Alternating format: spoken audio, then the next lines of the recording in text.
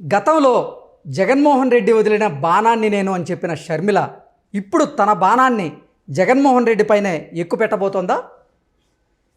రానున్న ఎన్నికల్లో జగన్మోహన్ రెడ్డి ఓటమే లక్ష్యంగా షర్మిల పావులు కదుపుతోందా? అందులో భాగంగానే క్రిస్టియానిటీ అనే స్లోగన్తో ఇప్పుడు తెర వెనకే మరో కొత్త రాజకీయాన్ని తీసుకొస్తుందా అంటే అవుననే సమాధానం ఇస్తున్నారు కొంతమంది రాజకీయ విశ్లేషకులు. ఇక ఇదే అంశానికి సంబంధించి మనతో మాట్లాడేందుకు ప్రముఖ సీనియర్ జర్నలిస్ట్, ప్రముఖ రాజకీయ విశ్లేషకులు సిఎస్ రావు గారు మనతో ఉన్నారా? ఆయనతో మాట్లాడదాం. Sir hi sir. Hello Krishna sir, గతంలో షర్మిల జగన్ వదిలినటువంటి బాణాన్ని నేను అని చెప్పింది. ఇప్పుడేమో తన బాణాన్నే జగన్మోహన్ రెడ్డి మీద ఎక్కువ పెట్టబోతోంది. నిన్న క్రిస్టియానిటీ అనే స్లోగన్తో జగన్మోహన్ రెడ్డిని ఇబ్బంది పెట్టేటువంటి ప్రయత్నం చేసింది. జగన్మోహన్ రెడ్డి మీద ఘాటుగా విమర్శలు చేసింది. ఏంటి సార్, రానున్న ఎన్నికల్లో జగన్మోహన్ రెడ్డి ఓటమే లక్ష్యంగా షర్మిల పావులు కదుపుతోందా అంటే ఏం చెప్తారు సార్? ఆ విధంగా అనుకోవడానికి లేదని చెప్పి సజ్జల రామకృష్ణారెడ్డి ఇచ్చినటువంటి స్టేట్మెంట్ ప్రకారం నేను విశ్లేషణ చేయదలుచుకున్నాను. ఎందుకనంటే జగన్మోహన్ రెడ్డి వదిలిన బాణం షర్మిల, ఇప్పుడు ఆ బాణం ఇప్పుడు జగన్ మీదకి వెళ్తుంది అనేది సజ్జల రామకృష్ణారెడ్డి చెప్తున్నాడు. ఆయన ఎందుకు చెప్తున్నాడు? ఇప్పుడు ఇటీవల వరకు కూడా జగన్మోహన్ రెడ్డి యొక్క రాజకీయ భవిష్యత్తు కోసం అన్ని రకాలుగా సహాయ సహకారాలు అందించినటువంటి రాజకీయవేత్త షర్మిల. ఇప్పుడు ఎందుకు వ్యతిరేకంగా ఆయన మాట్లాడుతున్నారు అంటే జగన్మోహన్ రెడ్డికి షర్మిలకి ఇద్దరికి చెడింది అని చెప్పి చెప్పడానికి. సో సహజంగా ఏమనుకుంటారు, ఇప్పుడు ఆమె కాంగ్రెస్ పార్టీలో జరిగింది కాబట్టి జగన్మోహన్ రెడ్డికి షర్మిలకి పట్టడం లేదు, సో వాళ్ళిద్దరు రాజకీయంగా కత్తులు చూసుకుంటారు, రాబోయేటువంటి రోజుల్లో జగన్మోహన్ రెడ్డి ఓటమికి షర్మిల బాగా ఉపయోగపడింది అని చెప్పి అనుకుంటున్నారు. దానికి ఆజ్యం పోసేలా సజ్జల రామకృష్ణారెడ్డి ఏం చెప్తున్నారు, చంద్రబాబు నాయుడు కోసమే షర్మిల వచ్చిందని చెప్తున్నారు. షర్మిల చంద్రబాబు నాయుడు కోసం వచ్చిందని చెప్తున్నారు. ఎవరు వచ్చినా చంద్రబాబు నాయుడు కోసం అని చెప్తున్నారు ఆయన. ఇప్పుడు బీజేపీ తోటి వైఎస్ఆర్ కాంగ్రెస్ పార్టీ ఉంది అంటే షర్మిల గారు చంద్రబాబు వదిలిన బాణంలాగా చెప్తున్నారు ఆయన. అంతే కదా, ఆయన అదే చెప్తున్నాడు, నిన్నంతా అదే చెప్పారు కదా. చంద్రబాబు నాయుడు కోసమే ఆమె పనిచేస్తుంది, చంద్రబాబు నాయుడు సీఎం చేయడానికి ఆమె వచ్చిందని చెప్పి చెబుతున్నారు. సో ఆమె ప్రసంగం మొత్తం కనుక ఇంకొక వైపు సజ్జల రామకృష్ణారెడ్డి చెప్పినటువంటి కామెంట్స్ ఇవన్నీ కనుక మనం కనుక చూస్తే వీళ్ళిద్దరూ కూడబలుక్కొని ఏదో చేస్తున్నారనేటువంటి అనుమానం రాకమానదు.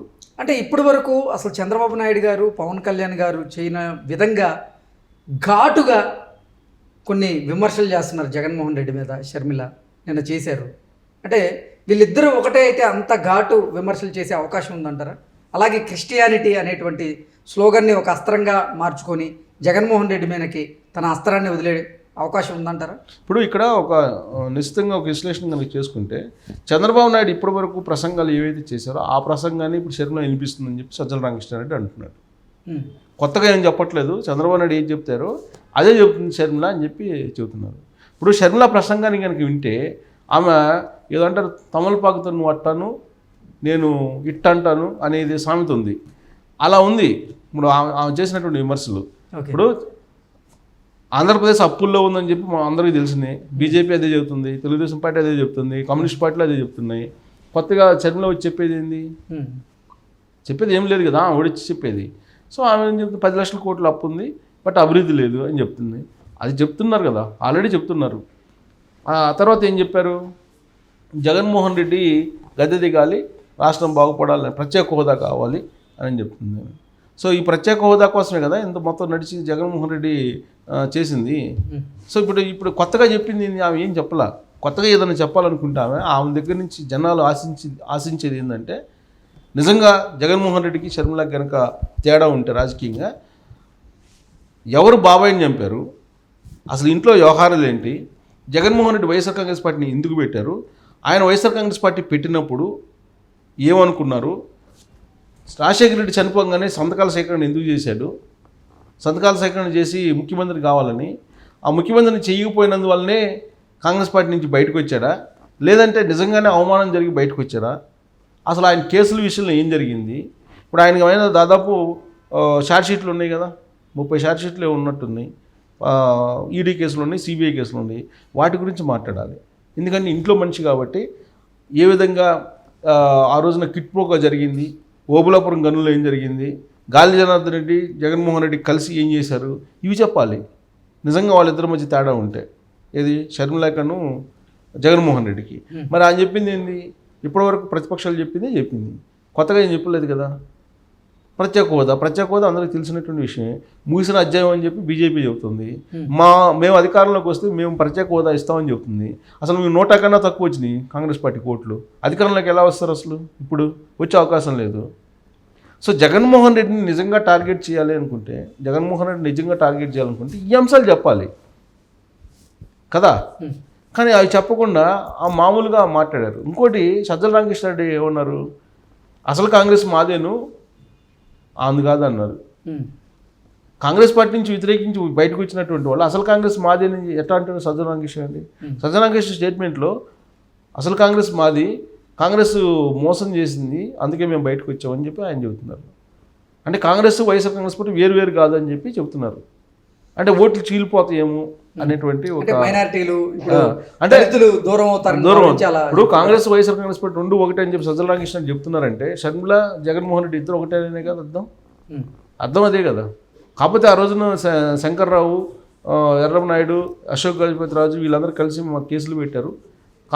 కాంగ్రెస్ పార్టీ అరెస్ట్ చేసింది అక్రమంగా, అందుకు బయటకు వచ్చాము. అక్రమంగా కేసులు పెట్టకపోతే మేము బయటకు వచ్చిన వాళ్ళం కదా అన్నట్టుగా చెప్తున్నాడు ఆయన. 2 ఒకటేనని చెప్తున్నారు.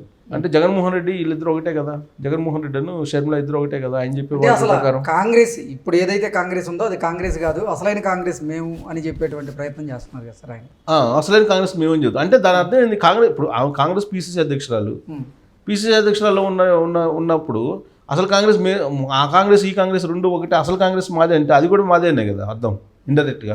మేమిద్దరం ఒకటే అనేటువంటి. సరే, ఇదంతా ఒకటైతే అటు కాంగ్రెస్ కానీ ఇటు వైఎస్ఆర్ కాంగ్రెస్ పార్టీ కానీ అసలు ఓట్ బ్యాంక్ ఏముందంటే క్రిస్టియన్ ఓట్ బ్యాంక్. అసలు ఓట్ బ్యాంక్ ఈ 2 పార్టీలకు ఉంది, క్రిస్టియన్ ఓట్ బ్యాంక్. సో ఈ క్రిస్టియన్ ఓట్ బ్యాంకు ఈ మధ్య కాలంలో క్రిస్టియన్ మైనారిటీ ఓట్ బ్యాంక్ కొంత తెలుగుదేశం పార్టీకి షిఫ్ట్ అయ్యిందనేది ఒకటి వినిపిస్తుంది. కారణం ఏంటంటే జగన్మోహన్ రెడ్డి ఏదైతే హామీలు ఇచ్చారో అది చేయలేదు అనేటువంటి ఫీలింగ్లో ప్రత్యేకించి ముస్లిం మైనారిటీలు ఎక్కువగా ఉన్నారు. సో క్రిస్టియన్ ఓట్ బ్యాంకు ఎక్కువగా ఉంది. సో క్రిస్టియన్ ఓట్ బ్యాంకుని పక్కకు వెళ్లకుండా, Christian vote bank Jaganmohan Reddy కాదని వెళ్తే తెలుగుదేశం పార్టీకి వెళ్ళాలి. సో అలా వెళ్తే నష్టం జరుగుతుంది కాబట్టి క్రిస్టియన్ ఓట్ బ్యాంక్ని, క్రిస్టియన్ అంశాన్ని తీసుకుంది ఆమె షర్మిల. ఏం తీసుకుంది? మణిపూర్ సంఘటన తీసుకున్నారు. మణిపూర్ సంఘటన తీసుకొని అక్కడ మణిపూర్లో అన్ని రకాల క్రిస్టియన్స్ చనిపోతే, కొన్ని వేల మంది చనిపోతే, కొన్ని వేల మంది మీద దాడులు జరుగుతుంటే ఎందుకు రెస్పాండ్ కాదు జగన్మోహన్ రెడ్డి అనేటువంటి వ్యాఖ్యను చేశారు. అంటే క్రిస్టియన్ ఓట్ బ్యాంక్ మీద అటు జగన్మోహన్ రెడ్డి ఇటు షర్మిల ఇద్దరు ఫైట్ చేయబోతున్నారు అనే సంకేతం ఇస్తున్నారు. రాష్ట్ర ప్రయోజనాలు అనేది అందరూ అనుకుంటుంటే ఇప్పుడు షర్మిల వచ్చిన తర్వాత క్రిస్టియన్ ఓట్ బ్యాంకు చుట్టూ తిప్పేటువంటి ప్రయత్నం చేస్తున్నారు రాజకీయాన్ని. అంటే మణిపూర్ లింక్ పెట్టి మణిపూర్లో కొన్ని వేల మంది క్రిస్టియన్ చనిపోతే నువ్వు ఎందుకు రెస్పాండ్ కావని చెప్పి ఒక రాష్ట్ర ముఖ్యమంత్రి షర్మిల నిలదీస్తున్నారు. అంటే క్రిస్టియన్ల కోసమే ఉన్నాడు జగన్మోహన్ రెడ్డి? కాదు కదా, రాష్ట్ర ప్రయోజనాల కోసం కదా ఉండాల్సింది. అంటే క్రిస్టియన్ చుట్టూ తిప్పితే కనుక ఆ చెదిరిపోయేటువంటి క్రిస్టియన్ ఓట్ బ్యాంక్ని మళ్ళీ పదిలంగా ఉంచుకునేటువంటి ప్రయత్నం చేయాలనేటువంటి ఒక ఎత్తుగడతోటి అన్నా చెల్లెలు ఇద్దరు వ్యూహాత్మకంగా వ్యవహరిస్తున్నారా అనేటువంటి ఒక సందేహం అయితే కలుగుతుంది తాజా పరిణామాలను బట్టి చూస్తే. అయితే ఇక్కడ క్రిస్టియన్స్ని, మైనార్టీలని, ముస్లిం మైనార్టీలని తన వైపు తిప్పుకునే దాంట్లో ఫెయిల్ అయిపోయాడు జగన్మోహన్ రెడ్డి అనేది తాజా సర్వేలు చెప్తున్నాయి. ఆ విషయంలో చేతులు ఎత్తేసినటువంటి జగన్మోహన్ రెడ్డిని కాపాడేందుకే ఈ మణిపూర్ సంఘటనని షర్మిల తెర మీదకి తీసుకొచ్చింది అనేటువంటి ఒక ఒపీనియన్ వినిపిస్తుంది చాలామందిలో కూడా. సో ఇది ఎటు టర్న్ అవుతుంది అనేది మనం చూడాలి. ఇప్పుడు స్టార్టింగ్లో ఉన్నారు, స్టార్టింగ్ ప్రైమరీ స్టేజ్లో ఉన్నారు. వీళ్ళిద్దరు నాటకం ఏ విధంగా రక్తి కట్టించబోతున్నారు క్రిస్టియన్ ఓట్ బ్యాంక్ మీద అనేది మనం చూడాలి. Okay sir, thank you so much.